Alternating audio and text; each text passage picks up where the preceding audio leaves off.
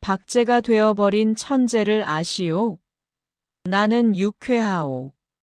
이런 때 연애까지가 유쾌하오. 육신이 흐느적 하도록 피로했을 때만 정신이 은화처럼 맑소. 니코틴이 내 횃배 앓는 뱃속으로 스미면 머릿속에 을의 백지가 준비되는 법이요. 그 위에다 나는 위트와 패러독스를 바둑 포석처럼 늘어놓소. 가증할 상식의 병이요. 나는 또 여인과 생활을 설계하오. 연애 기법에마저 써먹해진 지성의 극치를 흘깃 좀 들여다본 일이 있는, 말하자면 일종의 정신분일자 말이요. 이런 여인의 반 그것은 온갖 것의 반이요. 만을 영수하는 생활을 설계한다는 말이요. 그런 생활 속에 한 발만 들여놓고 흡사 두 개의 태양처럼 마주 쳐다보면서 낄낄거리는 것이요. 나는 아마 어지간히 인생의 재행이 싱거워서 견딜 수가 없게끔 되고 그만둔 모양이요. 굿바이. 굿바이. 그대는 이따금 그대가 제일 싫어하는 음식을 탐식하는 아이러니를 실천해보는 것도 좋을 것 같소. 위트와 패러독스와 그대 자신을 위조하는 것도 할만한 일이요.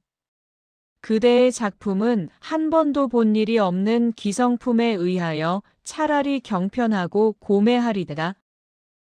19세기는 될 수 있거든 봉쇄하여 버리오. 도스토옙스키 정신이란 자칫하면 낭비일 것 같소.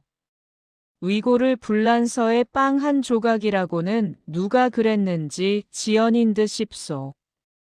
그러나 인생 혹은 그 모형에 있어서 디테일 때문에 속는다거나 해서야 되겠소. 화를 보지 마오. 부디 그대께 고하는 것이니. 테이프가 끊어지면 피가 나오. 생채기도 머지않아 완치될 줄 믿소. 굿바이. 감정은 어떤 포즈? 그 포즈의 원소만을 지적하는 것이 아닌지 나도 모르겠소. 그 포즈가 부동자세까지 고도화할 때 감정은 딱 공급을 정지합니다. 나는 내 비범한 발육을 회고하여 세상을 보는 안목을 규정하였소. 여왕봉과 미망인 세상에 하고 많은 여인이 본질적으로 이미 미망인이 아닌 이가 있으리까? 아니, 여인의 전부가 그 일상에 있어서 개개 미망인이라는 내 논리가 뜻밖에도 여성에 대한 모독이 되오. 굿바이. 그 33번지라는 것이 구조가 흡사유곽이라는 느낌이 없지 않다. 한 번지에 18가구가 죽 어깨를 맞대고 늘어서서 창호가 똑같고 아궁이 모양이 똑같다. 게다가 각 가구에 사는 사람들이 송이송이 꽃과 같이 젊다. 해가 들지 않는다. 해가 드는 것을 그들이 모른 채 하는 까닭이다. 턱살 밑에다 철줄을 매고 얼룩진 이부자리를 널어 말린다는 핑계로 미닫이에 해가 드는 것을 막아버린다. 침침한 방 안에서 낮잠들을 잔다. 그들은 밤에는 잠을 자지 않나? 알 수 없다. 나는 밤이나 낮이나 잠만 자느라고 그런 것을 알 길이 없다. 33번지 18가구의 낮은 참 조용하다. 조용한 것은 낮뿐이다. 어둑어둑하면 그들은 이부자리를 걷어들인다. 전등불이 켜진 뒤에 18가구는 낮보다 훨씬 화려하다. 저물도록 미닫이 여닫는 소리가 잦다. 바빠진다. 여러 가지 냄새가 나기 시작한다. 비웃 굽는내, 탕고 도오락내, 뜨물내, 비눗내. 그러나 이런 것들보다도 그들의 문패가 제일로 고개를 끄덕이게 하는 것이다. 이 18가구를 대표하는 대문이라는 것이 일각이 져서 외따로 떨어지기는 했으나 있다. 그러나 그것은 한 번도 다친 일이 없는 한길이나 마찬가지 대문인 것이다. 온갖 장사치들은 하루 가운데 어느 시간에라도 이 대문을 통하여 드나들 수 있는 것이다. 이네들은 문간에서 두부를 사는 것이 아니라 미닫이를 열고 방에서 두부를 사는 것이다. 이렇게 생긴 33번지 대문에 그들 18가구의 문패를 몰아다 붙이는 것은 의미가 없다. 그들은 어느 사이엔가 각 미닫이 위 백인당이니 길상당인이 써붙인 한 곁에다 문패를 붙이는 풍속을 가져버렸다. 내 방 미닫이 위 한 곁에 칼표 딱지를 내세다 낸 것만 한데. 아니, 내 아내의 명함이 붙어 있는 것도 이 풍속을 좇은 것이 아닐 수 없다. 나는 그러나 그들의 아무와도 놀지 않는다. 놀지 않을 뿐만 아니라 인사도 않는다. 나는 내 아내와 인사하는 외에 누구와도 인사하고 싶지 않았다. 내 아내 외에 다른 사람과 인사를 하거나 놀거나 하는 것은 내 아내 낯을 보아 좋지 않은 일인 것만 같이 생각이 되었기 때문이다. 나는 이만큼까지 내 아내를 소중히 생각한 것이다. 내가 이렇게까지 내 아내를 소중히 생각한 까닭은 이 33번지 18가구 속에서 내 아내가 내 아내의 명함처럼 제일 작고 제일 아름다운 것을 안 까닭이다. 18가구의 각기 빌어들은 송이송이 꽃들 가운데서도 내 아내가 특히 아름다운 한 떨기의 꽃으로 이 함석지붕 및 볕 안 드는 지역에서 어디까지든지 찬란하였다. 따라서 그런 한 떨기 꽃을 지키고 아니 그 꽃에 매어 달려 사는 나라는 존재가 도무지 형언할 수 없는 거북살스러운 존재가 아닐 수 없었던 것은 물론이다. 나는 어디까지든지 내 방이 집이 아니다. 집은 없다. 마음에 들었다. 방 안의 기온은 내 체온을 위하여 쾌적하였고 방 안의 침침한 정도가 또한 내 알력을 위하여 쾌적하였다. 나는 내 방 이상의 서늘한 방도 또 따뜻한 방도 희망하지 않았다. 이 이상으로 밝거나 이 이상으로 아늑한 방은 원하지 않았다. 내 방은 나 하나를 위하여 요만한 정도를 꾸준히 지키는 것 같. 늘 내 방에 감사하였고 나는 또 이런 방을 위하여 이 세상에 태어난 것만 같아서 즐거웠다. 그러나 이것은 행복이라든가 불행이라든가 하는 것을 계산하는 것은 아니었다. 말하자면 나는 내가 행복되다고도 생각할 필요가 없었고 그렇다고 불행하다고도 생각할 필요가 없었다. 그냥 그날을 그저 까닭없이 펀둥펀둥 게으르고만 있으면 만사는 그만이었던 것이다. 내 몸과 마음에 옷처럼 잘 맞는 방 속에서 뒹굴면서 축 처져 있는 것은 행복이니 불행이니 하는 그런 세속적인 계산을 떠난 가장 편리하고 안일한 말하자면 절대적인 상태인 것이다. 나는 이런 상태가 좋았다. 이 절대적인 내 방은 대문간에서 세어서 똑 7째 칸이다.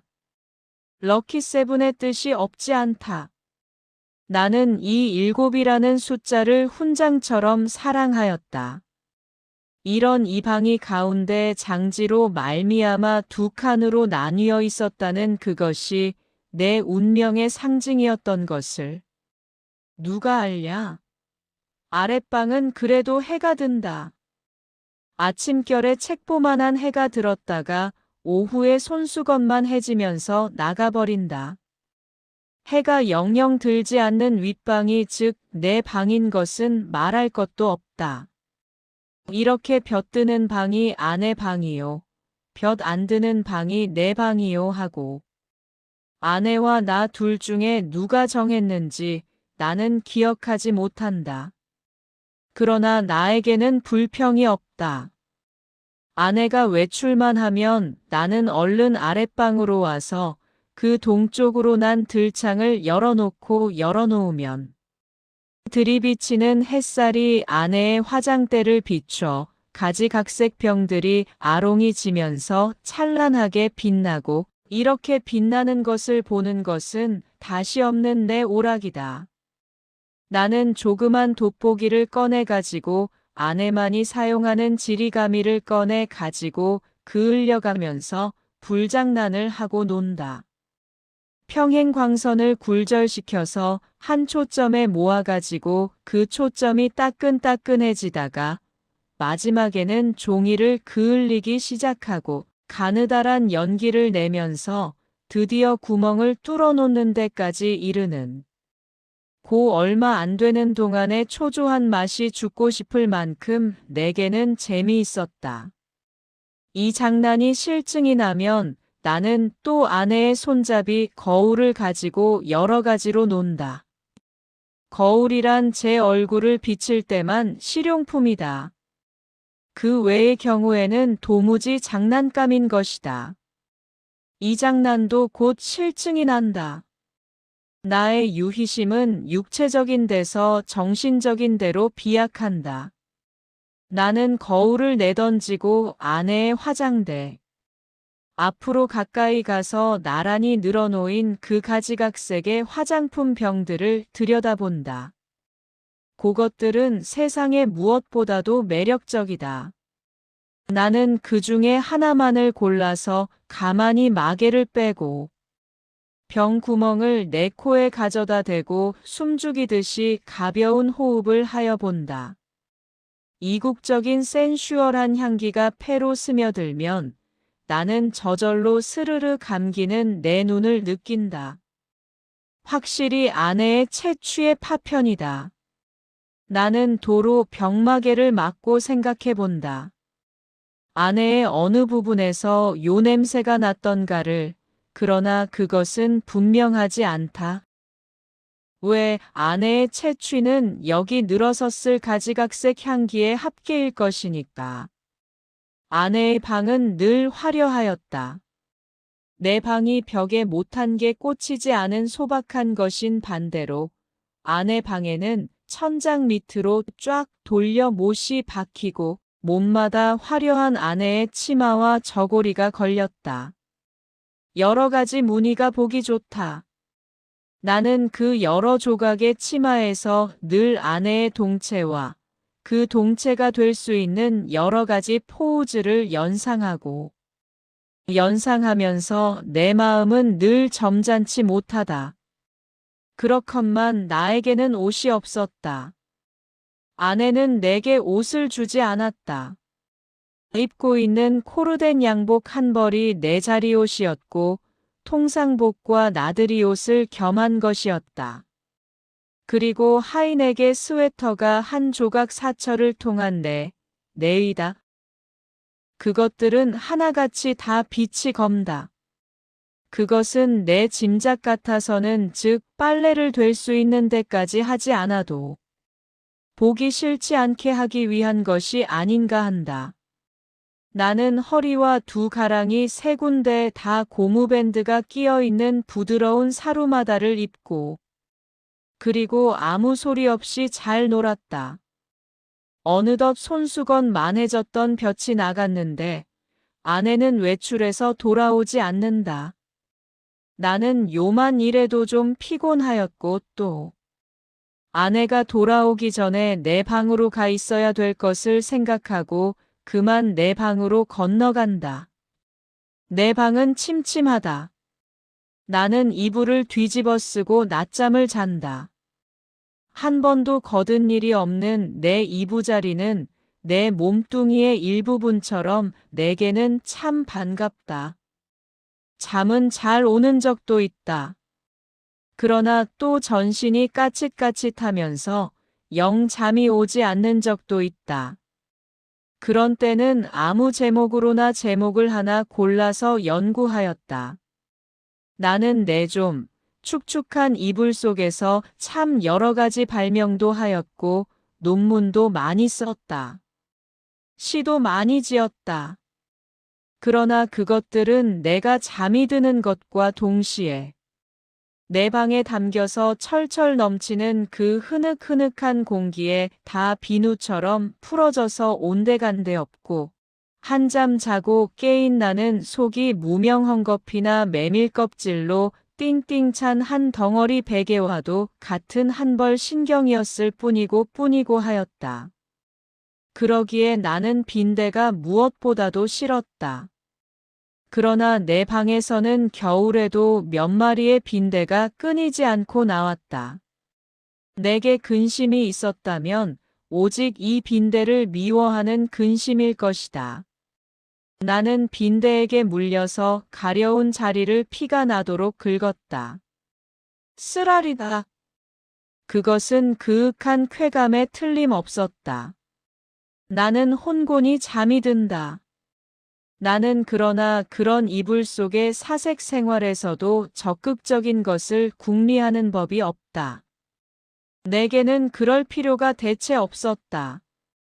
만일 내가 그런 좀 적극적인 것을 궁리해내었을 경우에 나는 반드시 내 아내와 의논하여야 할 것이고, 그러면 반드시 나는 아내에게 꾸지람을 들을 것이고, 나는 꾸지람이 무서웠다느니 보다는 성가셨다.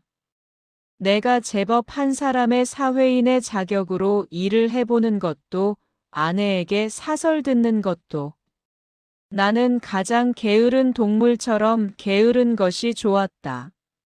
될 수만 있으면 이 무의미한 인간의 탈을 벗어버리고도 싶었다.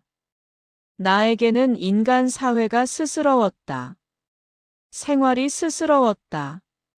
모두가 서먹서먹할 뿐이었다. 아내는 하루에 2번 세수를 한다. 나는 하루 1번도 세수를 하지 않는다.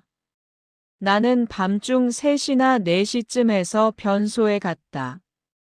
달이 밝은 밤에는 한참씩 마당에 우두커니 섰다가 들어오곤 한다. 그러니까 나는 28가구의 아무와도 얼굴이 마주치는 일이 거의 없다. 그러면서도 나는 28가구의 젊은 여인네 얼굴들을 거반 다 기억하고 있었다. 그들은 하나같이 내 아내만 못하였다.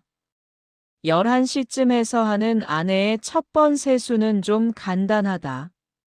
그러나 저녁 7시쯤에서 하는 2번째 세수는 손이 많이 간다. 아내는 낮에보다도 밤에 더 좋고 깨끗한 옷을 입는다.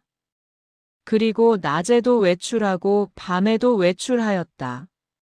아내에게 직업이 있었던가? 나는 아내의 직업이 무엇인지 알 수 없다. 만일 아내에게 직업이 없었다면 같이 직업이 없는 나처럼 외출할 필요가 생기지 않을 것인데 아내는 외출한다. 외출할 뿐만 아니라 내객이 많다. 아내에게 내객이 많은 날은 나는 온종일 내 방에서 이불을 쓰고 누워 있어야만 된다. 불장난도 못한다. 화장품 냄새도 못 맡는다.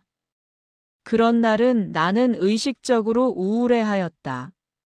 그러면 아내는 나에게 돈을 준다. 50전짜리 은화다. 나는 그것이 좋았다. 그러나 그것을 무엇에 써야 옳을지 몰라서 늘 머리맡에 던져두고 한 것이 어느 결에 모여서 꽤 많아졌다. 어느 날 이것을 본 아내는 금고처럼 생긴 벙어리를 사다 준다.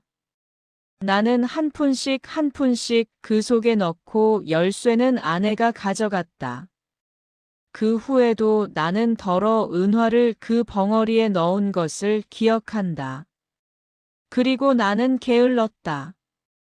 얼마 후 아내의 머리 쪽에 보지 못하던 눈깔잠이 하나. 여드름처럼 돋았던 것은 바로 그 금고형 벙어리의 무게가 가벼워졌다는 증거일까. 그러나 나는 드디어 머리맡에 놓았던 그 벙어리에 손을 대지 않고 말았다. 내 게으름은 그런 것에 내 주의를 환기시키기도 싫었다. 아내에게 내객이 있는 날은 이불 속으로 암만 깊이 들어가도 비 오는 날만큼 잠이 잘 오지 않았다. 나는 그런 때 나에게 왜 늘 돈이 있나, 왜 돈이 많은가를 연구했다.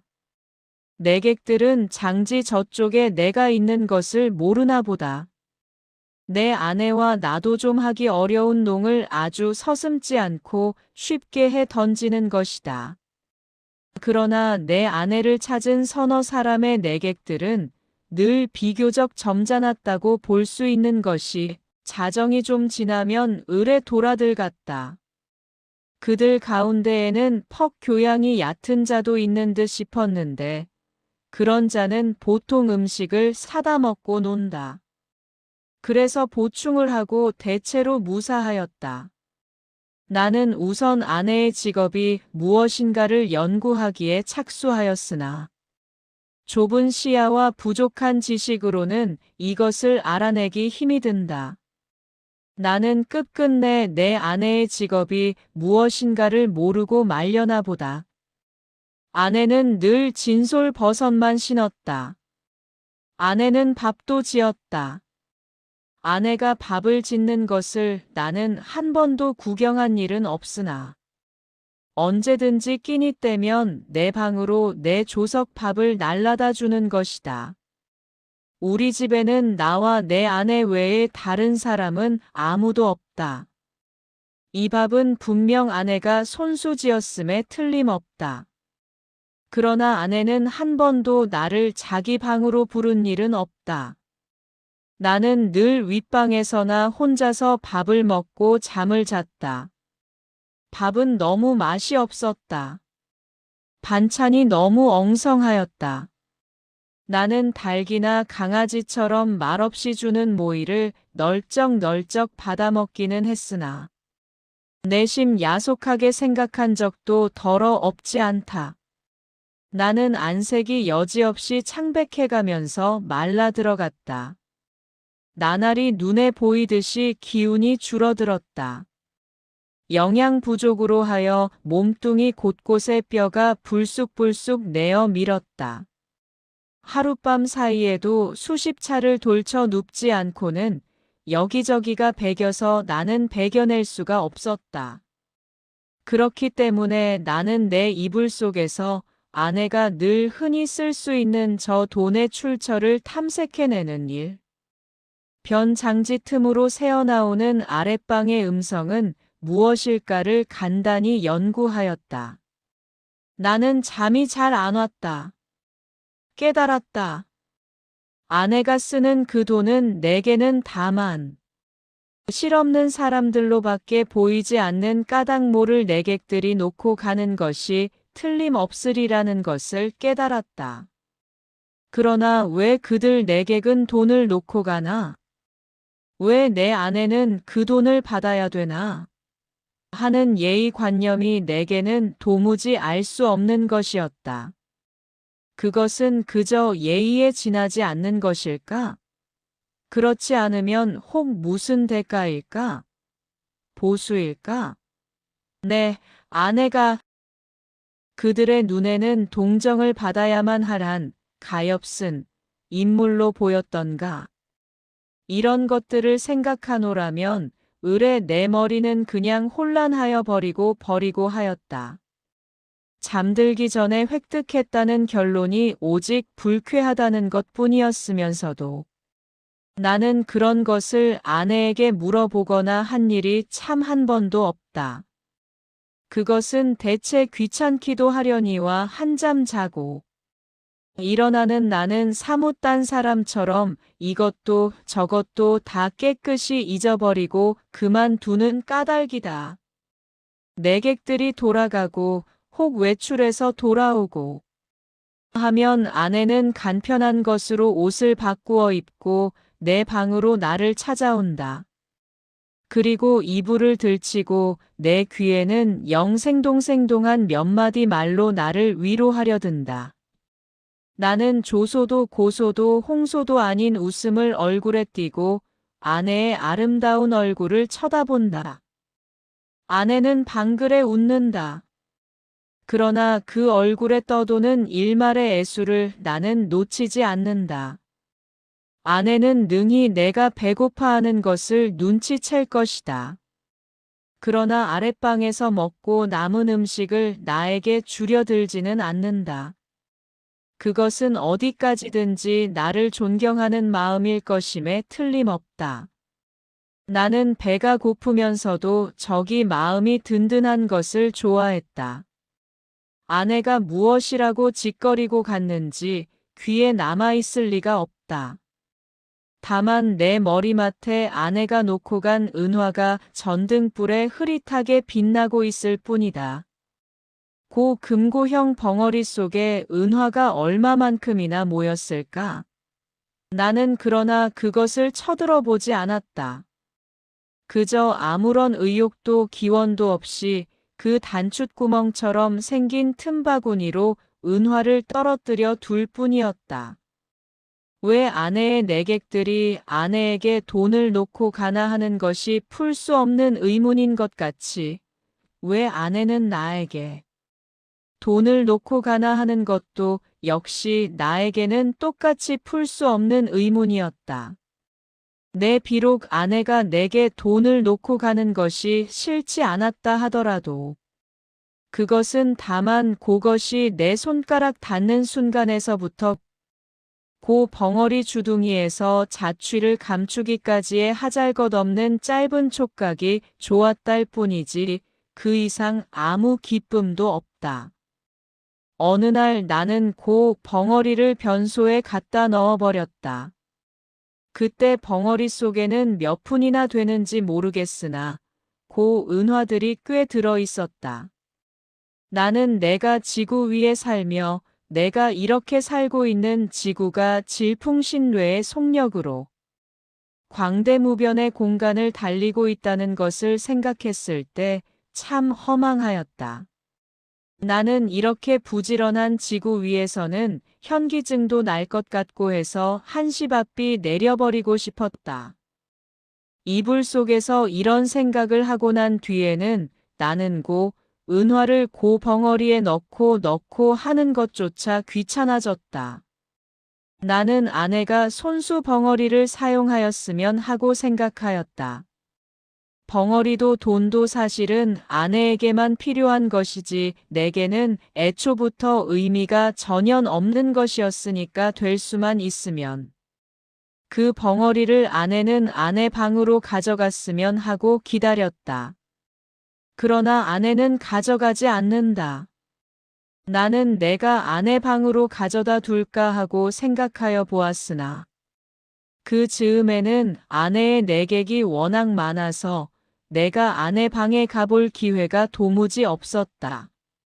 그래서 나는 하는 수 없이 변소에 갖다 집어넣어 버리고 만 것이다. 나는 서글픈 마음으로 아내의 꾸지람을 기다렸다.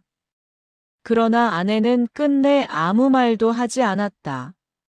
않았을 뿐 아니라 여전히 돈은 돈대로 머리맡에 놓고 가지 않나. 내 머리맡에는 어느덧 은화가 꽤 많이 모였다. 내객이 아내에게 돈을 놓고 가는 것이나 아내가 내게 돈을 놓고 가는 것이나 일종의 쾌감. 그 외에 다른 아무런 이유도 없는 것이 아닐까 하는 것을 나는 또 이불 속에서 연구하기 시작하였다. 쾌감이라면 어떤 종류의 쾌감일까를 계속하여 연구하였다. 그러나 그것은 이불 속의 연구로는 알 길이 없었다. 쾌감 하고 나는 뜻밖에도 이 문제에 대해서만 흥미를 느꼈다. 아내는 물론 나를 늘 감금하여 두다시피 하여 왔다. 내게 불평이 있을 리 없다. 그런 중에도 나는 그 쾌감이라는 것의 유무를 체험하고 싶었다. 나는 아내의 밤 외출 틈을 타서 밖으로 나왔다. 나는 거리에서 잊어버리지 않고 가지고 나온 은화를 지폐로 바꾼다. 5원이나 된다. 그것을 주머니에 넣고 나는 목적지를 잃어버리기 위하여 얼마든지 거리를 쏘다녔다. 오래간만에 보는 거리는 거의 경이에 가까울 만큼 내 신경을 흥분시키지 않고는 마지 않았다. 나는 금시에 피곤하여 버렸다. 그러나 나는 참았다. 그리고 밤이 이슥하도록 까닭을 잃어버린 채 이 거리 저 거리로 지향 없이 헤매었다. 돈은 물론 한 푼도 쓰지 않았다. 돈을 쓸 아무 엄두도 나서지 않았다. 나는 벌써 돈을 쓰는 기능을 완전히 상실한 것 같았다. 나는 과연 피로를 이 이상 견디기가 어려웠다. 나는 가까스로 내 집을 찾았다. 나는 내 방을 가려면 아내 방을 통과하지 않으면 안 될 것을 알고 아내에게 내객이 있나 없나를 걱정하면서 미닫이 앞에서 좀 거북살스럽게 기침을 한 번 했더니 이것은 참 또 너무도 암상스럽게 미닫이가 열리면서 아내의 얼굴과 그 등 뒤에 낯선 남자의 얼굴이 이쪽을 내다보는 것이다. 나는 벼란간 내어 쏟아지는 불빛에 눈이 부셔서 좀 머뭇머뭇했다. 나는 아내의 눈초리를 못 본 것은 아니다. 그러나 나는 모른 채 하는 수밖에 없었다. 왜? 나는 어쨌든 아내의 방을 통과하지 아니하면 안 되니까. 나는 이불을 뒤집어 썼다. 무엇보다도 다리가 아파서 견딜 수가 없었다. 이불 속에서는 가슴이 울렁거리면서 암만 해도 까무러칠 것만 같았다. 걸을 때는 몰랐더니 숨이 차다. 등에 식은 땀이 쭉 내배인다. 나는 외출한 것을 후회하였다. 이런 피로를 잊고 어서 잠이 들었으면 좋았다. 한잠 잘 자고 싶었다. 얼마 동안이나 비스듬히 엎드려 있었더니 차츰차츰 뚝딱 거리는 가슴 동계가 가라앉는다. 그만해도 우선 살 것 같았다. 나는 몸을 들쳐 반드시 천장을 향하여 눕고 쭉 다리를 뻗었다. 그러나 나는 또다시 가슴의 동계를 피할 수 없게 되었다. 아랫방에서 아내와 그 남자의 내 귀에도 들리지 않을 만큼 낮은 목소리로 소곤거리는 기척이 장지 틈으로 전하여 왔던 것이다. 청각을 더 예민하게 하기 위하여 나는 눈을 떴다. 그리고 숨을 죽였다. 그러나 그때는 벌써 아내와 남자는 앉았던 자리를 툭툭 털고 일어섰고 일어서면서 옷과 모자 쓰는 기척이 나는 듯 하더니 이어 미닫이가 열리고 구두 뒤축 소리가 나고 그리고 뜰에 내려서는 소리가 쿵 하고 나면서 뒤를 따르는 아내의 고무신 소리가 두어 발짝 찍찍 나고 사뿐사뿐 나나 하는 사이에 두 사람의 발소리가 대문 쪽으로 사라졌다. 나는 아내의 이런 태도를 본 일이 없다. 아내는 어떤 사람과도 결코 소곤거리는 법이 없다.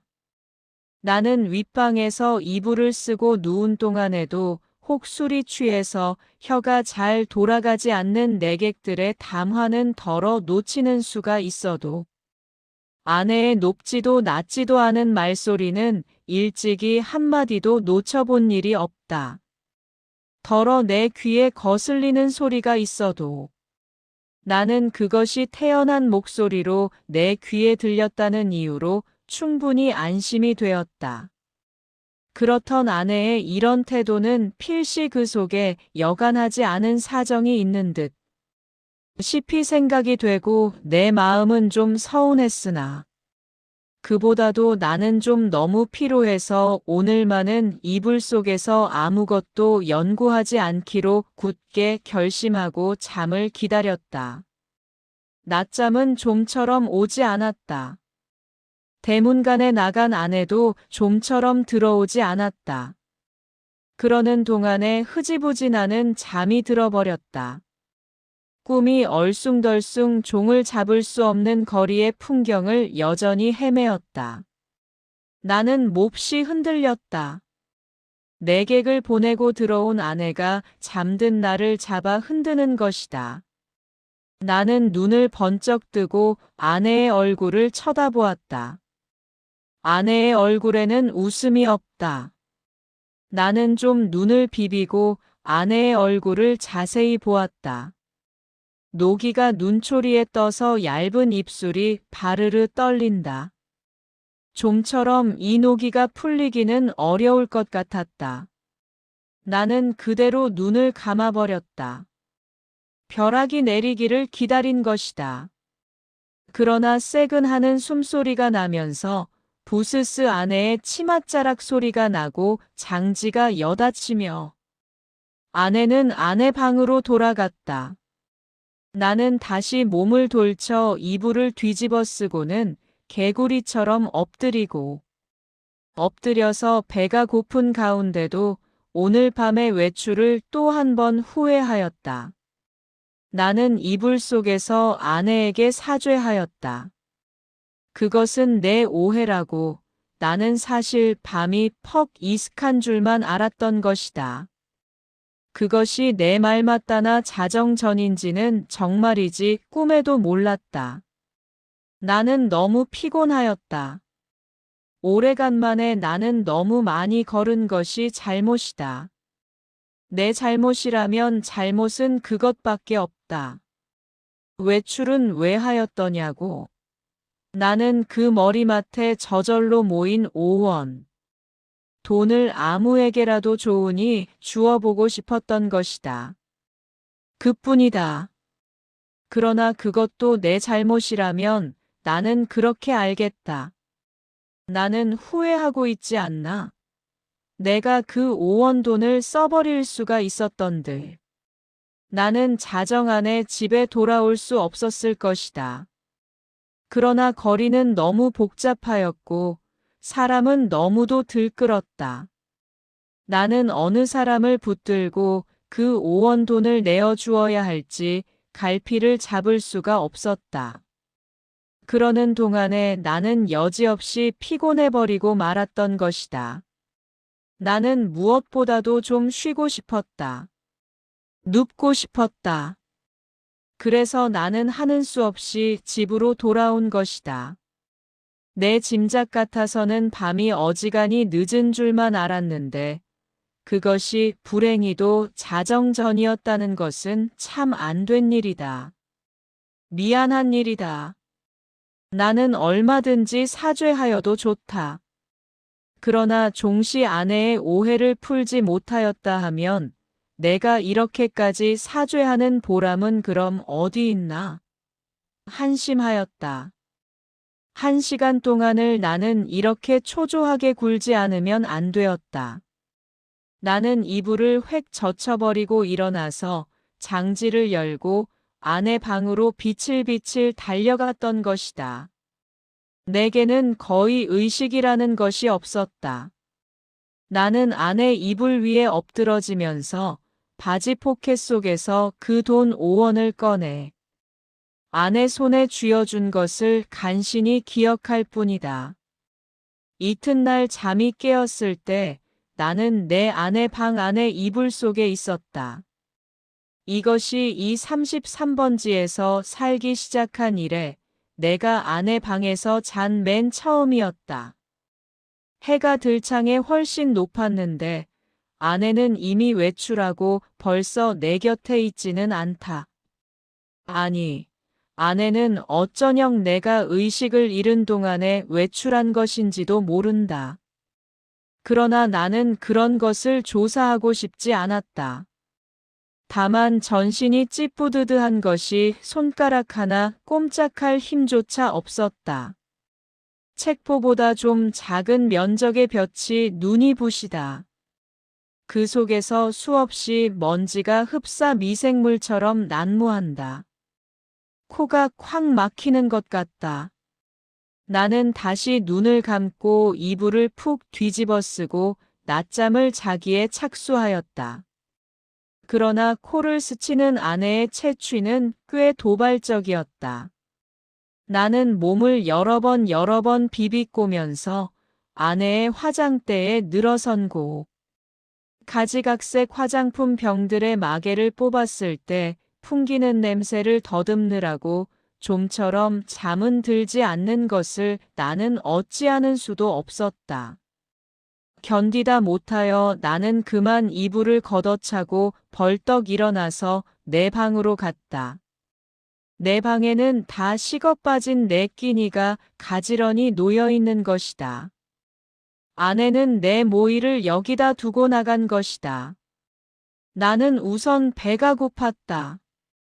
한 숟갈을 입에 떠넣었을 때 그 촉감은 참 너무도 냉회와 같이 서늘하였다. 나는 숟갈을 놓고 내 이불 속으로 들어갔다. 하룻밤을 비었던 내 이부자리는 여전히 반갑게 나를 맞아준다. 나는 내 이불을 뒤집어 쓰고 이번에는 참 늘어지게 한잠 잤다.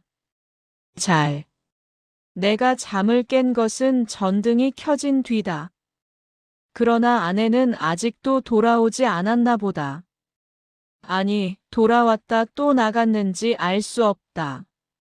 그러나 그런 것을 상고하여 무엇하나? 정신이 한결 난다. 나는 밤이를 생각해 보았다. 그 돈 5원을 아내 손에 쥐어주고 넘어졌을 때에 느낄 수 있었던 쾌감을 나는 무엇이라고 설명할 수가 없었다. 그러나 내객들이 내 아내에게 돈 놓고 가는 심리며 내 아내가 내게 돈 놓고 가는 심리의 비밀을 나는 알아낸 것 같아서 여간 즐거운 것이 아니다. 나는 속으로 빙그레 웃어보았다. 이런 것을 모르고 오늘까지 지내온 내 자신이 어떻게 우스꽝스럽게 보이는지 몰랐다. 따라서 나는 또 오늘 밤에도 외출하고 싶었다. 그러나 돈이 없다.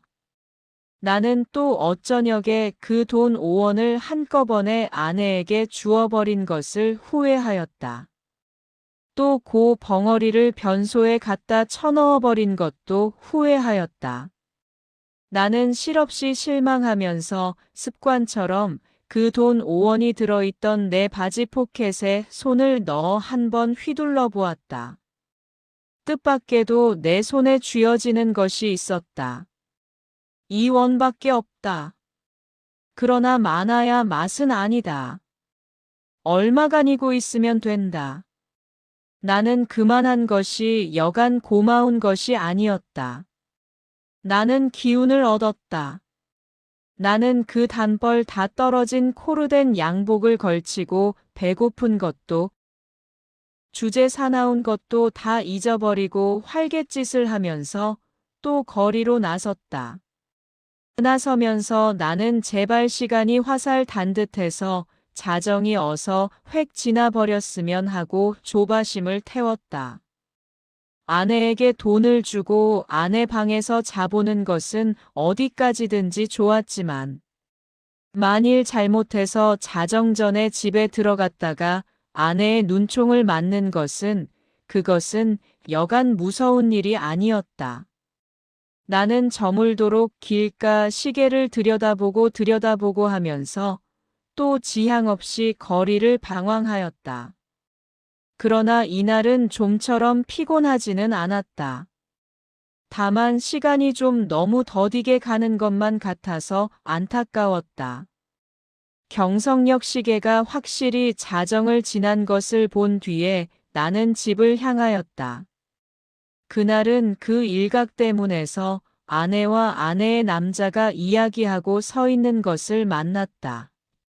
나는 모른 체하고 두 사람 곁을 지나서 내 방으로 들어갔다.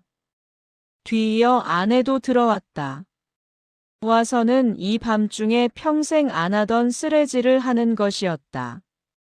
조금 있다가 아내가 눕는 기척을 엿보자마자 나는 또 장지를 열고 아내 방으로 가서 그 돈 2원을 아내 손에 덥석 쥐어주고 그리고 하여간 그 2원을 오늘 밤에도 쓰지 않고 도로 가져온 것이 참 이상하다는 듯이 아내는 내 얼굴을 몇 번이고 엿보고 아내는 드디어 아무 말도 없이 나를 자기 방에 재워주었다. 나는 이 기쁨을 세상의 무엇과도 바꾸고 싶지는 않았다. 나는 편히 잘 잤다. 이튿날도 내가 잠이 깨었을 때는 아내는 보이지 않았다. 나는 또 내 방으로 가서 피곤한 몸이 낮잠을 잤다. 내가 아내에게 흔들려 깨었을 때는 역시 불이 들어온 뒤였다. 아내는 자기 방으로 나를 오라는 것이다. 이런 일은 또 처음이다. 아내는 끊임없이 얼굴에 미소를 띠고 내 팔을 이끄는 것이다. 나는 이런 아내의 태도 이면에 엔간치 않은 음모가 숨어 있지나 않은가 하고 저기 불안을 느끼지 않을 수 없었다. 나는 아내의 하자는 대로 아내의 방으로 끌려갔다. 아내 방에는 저녁 밥상이 조촐하게 차려져 있는 것이다. 생각하여 보면 나는 이틀을 굶었다. 나는 지금 배고픈 것까지도 긴가민가 잊어버리고 얼음얼음하던 차다. 나는 생각하였다.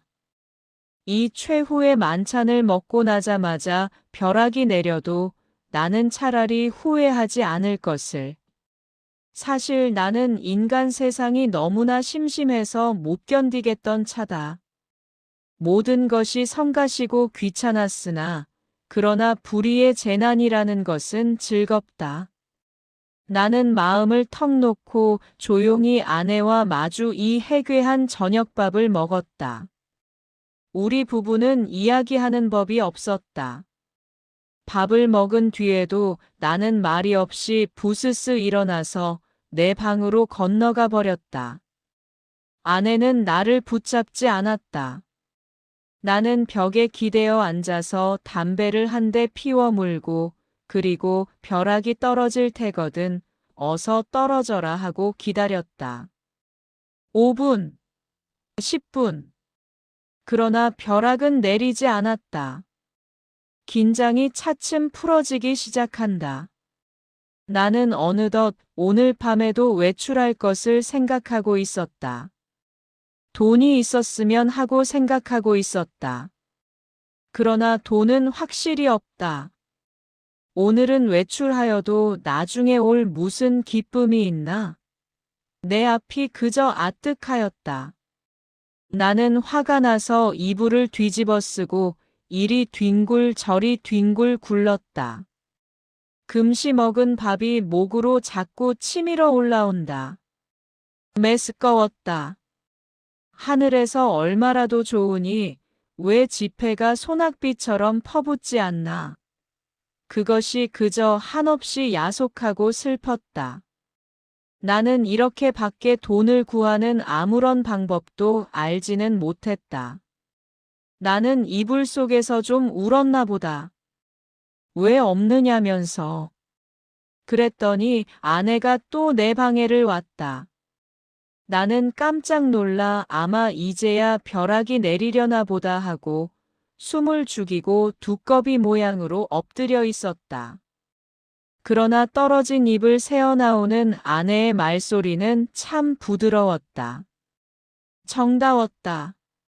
아내는 내가 왜 우는지를 안다는 것이다. 돈이 없어서 그러는 게 아니란다. 나는 실없이 깜짝 놀랐다. 어떻게 사람의 속을 환하게 들여다보는고 해서 나는 한편으로 슬그머니 겁도 안 나는 것은 아니었으나 저렇게 말하는 것을 보면 아마 내게 돈을 줄 생각이 있나 보다. 만일 그렇다면 오죽이나 좋은 일일까. 나는 이불 속에 뚫뚫 말린 채 고개도 들지 않고 아내의 다음 거동을 기다리고 있으니까 예쏘하고 내 머리맡에 내려뜨리는 것은 그 가뿐한 음향으로 보아 지폐에 틀림없었다. 그리고 내 귀에다 대고 오늘일랑 어제보다도 늦게 돌아와도 좋다고 속삭이는 것이다. 그것은 어렵지 않다. 우선 그 돈이 무엇보다도 고맙고 반가웠다. 어쨌든 나섰다. 나는 좀 야맹증이다. 그래서 될 수 있는 대로 밝은 거리로 돌아다니기로 했다. 그리고는 경성역 1, 2등 대합실 한곁 티루우메를 들렀다. 그것은 내게는 큰 발견이었다. 거기는 우선 아무도 아는 사람이 안 온다. 설사 왔다가도 곧 돌아가니까 좋다. 나는 날마다 여기 와서 시간을 보내리라 속으로 생각하여 두었다. 제일 여기 시계가 어느 시계보다도 정확하리라는 것이 좋았다. 섣불리 서투른 시계를 보고 그것을 믿고 시간 전에 집에 돌아갔다가 큰 코를 다쳐서는 안 된다. 나는 한 복스에 아무것도 없는 것과 마주 앉아서 잘 끓은 커피를 마셨다. 총총한 가운데 여객들은 그래도 한 잔 커피가 즐거운가 보다. 얼른 마시고 무얼 좀 생각하는 것 같이 담벼락도 좀 쳐다보고 하다가 곧 나가버린다. 서글프다. 그러나 내게는 이 서글픈 분위기가 거리의 티루움들의 그 거추장스러운 분위기보다는 절실하고 마음에 들었다. 이따금 들리는 날카로운 혹은 우렁찬 기적 소리가 모차르트보다도 더 가깝다. 나는 메뉴에 적힌 몇 가지 안 되는 음식 이름을 치읽고 내리읽고 여러 번 읽었다. 그것들은 아물아물하는 것이 어딘가 내 어렸을 때 동무들 이름과 비슷한 데가 있었다. 거기서 얼마나 내가 오래 앉았는지 정신이 오락가락하는 중에 객이 슬며시 뜸해지면서 이 구석 저 구석 걷어치우기 시작하는 것을 보면 아마 닫는 시간이 된 모양이다. 11시가 좀 지났구나. 여기도 결코 내 안주의 곳은 아니구나. 어디 가서 자정을 넘길까? 두루 걱정을 하면서 나는 밖으로 나섰다. 비가 온다. 빗발이 제법 굵은 것이 우비도 우산도 없는 나를 고생을 시킬 작정이다. 그렇다고 이런 괴이한 풍모를 차리고 이 홀에서 어물어물하는 수도 없고. 에이, 비를 맞으면 맞았지 하고 그냥 나서버렸다. 대단히 선선해서 견딜 수가 없다. 코르된 옷이 젖기 시작하더니 나중에는 속속들이 스며들면서 치근거린다. 비를 맞아가면서라도 견딜 수 있는 데까지 거리를 돌아다녀서 시간을 보내려 하였으나 인제는 선선해서 이 이상은 더 견딜 수가 없다. 오한이 자꾸 일어나면서 이가 딱딱 맞부딪는다. 나는 걸음을 늦추면서 생각하였다. 오늘 같은 굳은 날도 아내에게 내객이 있을라고? 없겠지 하는 생각이 드는 것이다. 집으로 가야겠다. 아내에게 불행히 내객이 있거든 내 사정을 하리라. 사정을 하면 이렇게 비가 오는 것을 눈으로 보고 알아주겠지. 불이 나게 와보니까 그러나 아내에게는 내객이 있었다. 나는 너무 춥고 척척해서 얼떨결에 노크하는 것을 잊었다. 그래서 나는 보면 아내가 덜 좋아할 것을 그만 보았다. 나는 간발자국 같은 발자국을 내면서 덤벙덤벙 아내 방을 디디고 내 방으로 가서 쭉 빠진 옷을 활활 벗어버리고 이불을 뒤썼다. 덜덜덜덜 떨린다. 오한이 점점 더 심해 들어온다. 여전 땅이 꺼져 들어가는 것만 같았다. 나는 그만 의식을 잃어버리고 말았다. 이튿날 내가 눈을 떴을 때 아내는 내 머리맡에 앉아서 제법 근심스러운 얼굴이다. 나는 감기가 들었다. 여전히 으스스 춥고 또 골치가 아프고 입에 군침이 도는 것이 씁쓸하면서 다리팔이 척 늘어져서 노곤하다. 아내는 내 머리를 쓱 짚어보더니 약을 먹어야지 한다. 아내 손이 이마에 선뜻한 것을 보면 신혈이 어지간한 모양인데 약을 먹는다면 해열제를 먹어야지 하고 속생각을 하자니까 아내는 따뜻한 물에 하얀 정제약 4개를 준다. 이것을 먹고 한 잠 푹 자고 나면 괜찮다는 것이다. 나는 널름 받아먹었다. 쌉싸래한 것이 짐작 같아서는 아마 아스피린인가 싶다. 나는 다시 이불을 쓰고 단번에 그냥 죽은 것처럼 잠이 들어버렸다. 나는 콧물을 훌쩍훌쩍 하면서 여러 날을 앓았다. 앓는 동안에 끊이지 않고 그 정제약을 먹었다. 그러는 동안에 감기도 나았다. 그러나 입맛은 여전히 소태처럼 썼다. 나는 차츰 또 외출하고 싶은 생각이 났다. 그러나 아내는 나더러 외출하지 말라고 이르는 것이다. 이 약을 날마다 먹고 그리고 가만히 누워 있으라는 것이다. 공연히 외출을 하다가 이렇게 감기가 들어서 저를 고생시키는 게 아니란다. 그도 그렇다. 그럼 외출을 하지 않겠다고 맹세하고 그 약을 연복하여 몸을 좀 보해보리라고 나는 생각하였다. 나는 날마다 이불을 뒤집어 쓰고 밤이나 낮이나 잤다. 유난스럽게 밤이나 낮이나 졸려서 견딜 수가 없는 것이다. 나는 이렇게 잠이 자꾸만 오는 것은 내가 몸이 훨씬 튼튼해진 증거라고 굳게 믿었다. 나는 아마 한 달이나 이렇게 지냈나 보다. 내 머리와 수염이 좀 너무 자라서 후투해서 견딜 수가 없어서 내 거울을 좀 보리라고 아내가 외출한 틈을 타서 나는 아내 방으로 가서 아내의 화장대 앞에 앉아 보았다. 상당하다.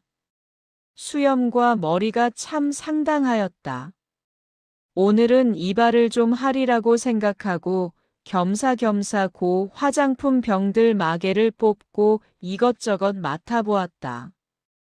한동안 잊어버렸던 향기 가운데서는 몸이 베베 꼬일 것 같은 채취가 전해 나왔다.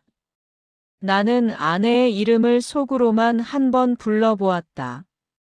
연심히 하고 오래간만에 돋보기 장난도 하였다. 거울 장난도 하였다. 창에 든 볕이 여간 따뜻한 것이 아니었다. 생각하면 5월이 아니냐.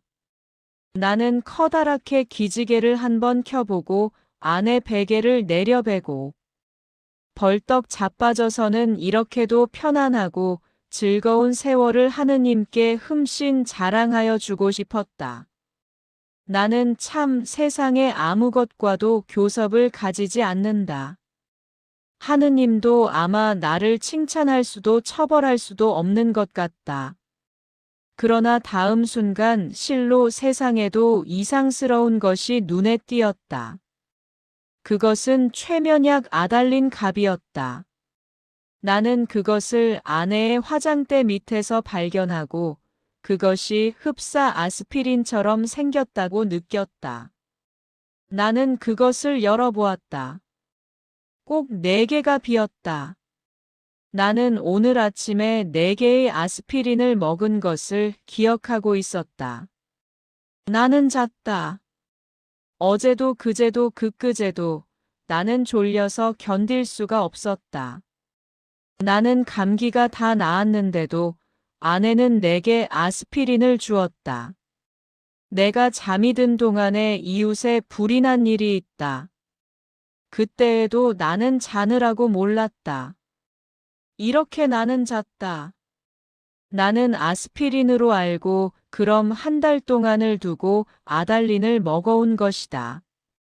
이것은 좀 너무 심하다.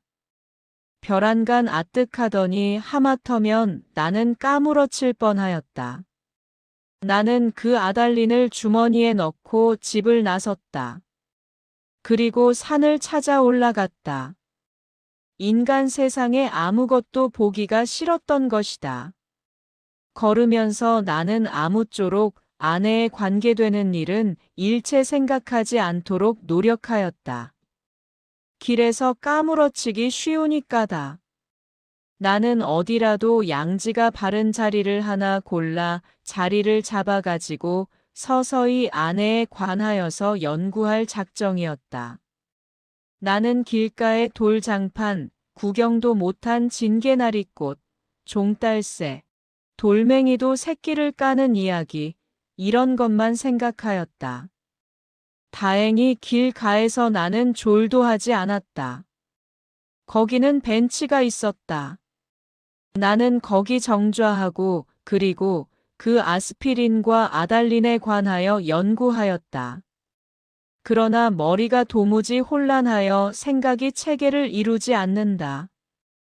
단 5분이 못 가서 나는 그만 귀찮은 생각이 번쩍 들면서 심술이 났다. 나는 주머니에서 가지고 온 아달린을 꺼내 남은 6개를 한꺼번에 질겅질겅 씹어 먹어버렸다. 맛이 익살맞다. 그러고 나서 나는 그 벤치 위에 가로 기다랗게 누웠다. 무슨 생각으로 내가 그따위 짓을 했나 알 수가 없다. 그저 그러고 싶었다. 나는 개서 그냥 깊이 잠이 들었다. 잠결에도 바위 틈으로 흐르는 물소리가 졸졸하고 언제까지나 귀에 어렴풋이 들려왔다. 내가 잠을 깨었을 때는 날이 환히 밝은 뒤다. 나는 거기서 일주야를 잔 것이다. 풍경이 그냥 노랗게 보인다. 그 속에서도 나는 번개처럼 아스피린과 아달린이 생각났다. 아스피린, 아달린, 아스피린, 아달린, 말스, 말사스, 마도로스, 아스피린, 아달린. 아내는 한 달 동안 아달린을 아스피린이라고 속이고 내게 먹였다. 그것은 아내 방에서 이 아달린 갑이 발견된 것으로 미루어 증거가 너무나 확실하다. 무슨 목적으로 아내는 나를 밤이나 낮이나 재웠어야 됐나? 나를 밤이나 낮이나 재워놓고 그리고 아내는 내가 자는 동안에 무슨 짓을 했나? 나를 조금씩 조금씩 죽이려던 것일까? 그러나 또 생각하여 보면 내가 한 달을 두고 먹어온 것이 아스피린이었는지도 모른다. 아내는 무슨 근심되는 일이 있어서 밤이면 잠이 잘 오지 않아서 정작 아내가 아달린을 사용한 것이나 아닌지. 그렇다면 나는 참 미안하다. 나는 아내에게 이렇게 큰 의혹을 가졌다는 것이 참 안 됐다. 나는 그래서 불이 나게 거기서 내려왔다. 아랫도리가 회회 내어 저이면서 어찔어찔한 것을 나는 겨우 집을 향하여 걸었다. 8시 가까이였다. 나는 내 잘못된 생각을 죄다 일러바치고 아내에게 사죄하려는 것이다. 나는 너무 급해서 그만 또 말을 잊어버렸다. 그랬더니 이건 참 큰일 났다. 나는 내 눈으로 절대로 보아서 안 될 것을 그만 딱 보아버리고 만 것이다. 나는 얼떨결에 그만 냉큼 미닫이를 닫고 그리고 현기증이 나는 것을 진정시키느라고 잠깐 고개를 숙이고 눈을 감고 기둥을 짚고 섰자니까. 1초 여유도 없이 획 미닫이가 다시 열리더니 매무새를 풀어 헤친 아내가 불쑥 내밀면서 내 멱살을 잡는 것이다. 나는 그만 어지러워서 개가 나둥그러졌다. 그랬더니 아내는 넘어진 내 위에 덮치면서 내 살을 함부로 물어뜯는 것이다. 아파 죽겠다. 나는 사실 반항할 의사도 힘도 없어서 그냥 넙적 엎드려 있으면서 어떻게 되나 보고 있자니까 뒤이어 남자가 나오는 것 같더니 아내를 한 아름에 덥석 안아가지고 방으로 들어가는 것이다. 아내는 아무 말 없이 다소곳이 그렇게 안겨 들어가는 것이 내 눈에 여간 미운 것이 아니다. 밉다. 아내는 너 밤새워 가면서 도둑질하러 다니느냐, 계집질하러 다니느냐고 바라기다. 이것은 참 너무 억울하다. 나는 어안이 벙벙하여 도무지 입이 떨어지지를 않았다. 너는 그야말로 나를 살해하려던 것이 아니냐고 소리를 한 번 꽥 질러보고도 싶었으나 그런 긴가민가한 소리를 섣불리 입 밖에 내었다가는 무슨 화를 볼는지 알 수 없다. 차라리 억울하지만 잠자코 있는 것이 우선 상책인 듯 싶이 생각이 들길래 나는 이것은 또 무슨 생각으로 그랬는지 모르지만 툭툭 떨고 일어나서 내 바지 포켓 속에 남은 돈 몇 원 몇십 전을 가만히 꺼내서는 몰래 미닫이를 열고 살며시 문지방 밑에다 놓고 나서는 나는 그냥 줄다름 박지를 쳐서 나와버렸다. 여러 번 자동차에 치일 뻔하면서 나는 그래도 경성역으로 찾아갔다.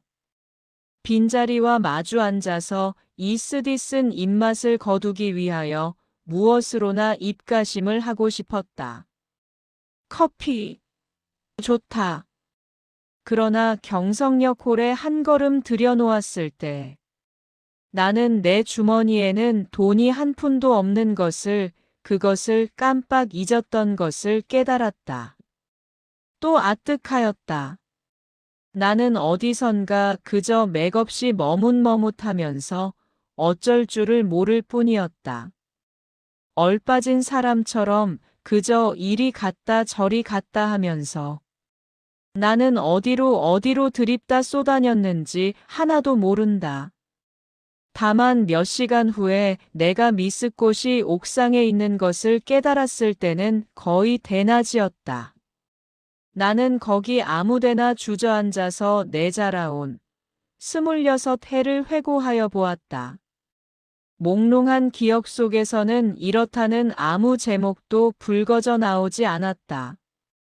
나는 또 내 자신에게 물어보았다.